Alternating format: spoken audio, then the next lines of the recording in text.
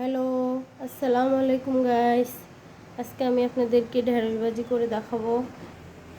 গ্যাসে একটা পাতিল বসিয়ে দিলাম, এখন দিয়ে দিচ্ছি তেল।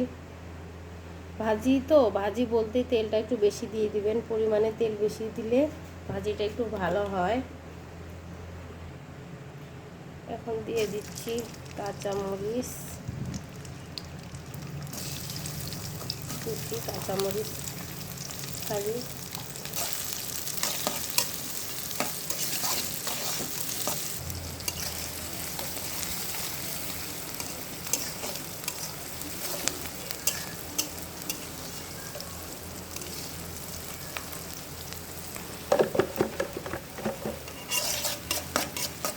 দিয়ে দেবো হলুদের গুঁড়ো। আমার হলুদটা অবশ্য বাড়িতে চাষ করা হলুদ, রাঁধুনির মতো কালার আসে না, এই জন্য পরিমাণে একটু বেশি দিতে লাগে। কিনা হলুদের রং আপনার অবশ্যই বেশি আসবে। দিয়ে দিলাম আদা রসুন বাটা। এখন আপনার ঢেঁড়স কুচি,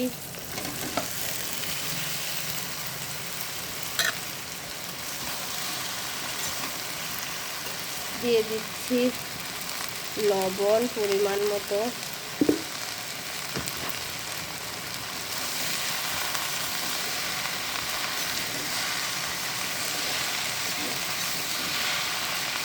ঢাকনা দিতে হয় না, আপনি একটু নাড়ে চাড়ে আঁচটা কমাই দিবেন। চুলার আঁচ যখন কমাই নেবেন, ভাজিটা নাড়ে চেড়ে আস্তে আস্তে হয়ে যাবে। একটু পরে ভাজিটা তেল ছাড়ে দিবে। ঢেঁড়স ভাজি খেতে অনেক মজা, শরীরের জন্য অনেক উপকার।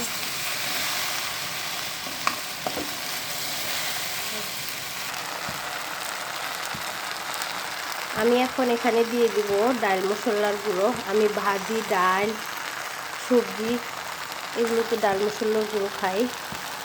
এটার একটা অন্যরকম ফ্লেভার আছে, খেতে অনেক ভালো লাগে।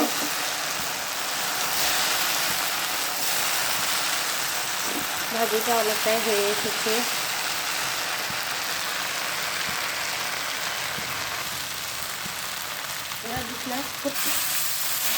ফাইনালি আমার ভাজিটা হয়ে গেছে।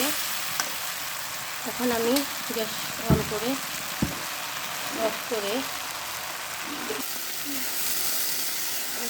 ঢালে নেব। হয়ে গেল। ঢেঁড়স ভাজি খেতে অনেক মজা। আমার ছেলের বাবা ঢেঁড়স ভাজি খেতে খুব পছন্দ করে। আপনারা ওইভাবে রেসিপিটা তৈরি করে খাবেন, খুবই ভালো লাগবে। আল্লাহ হাফেজ।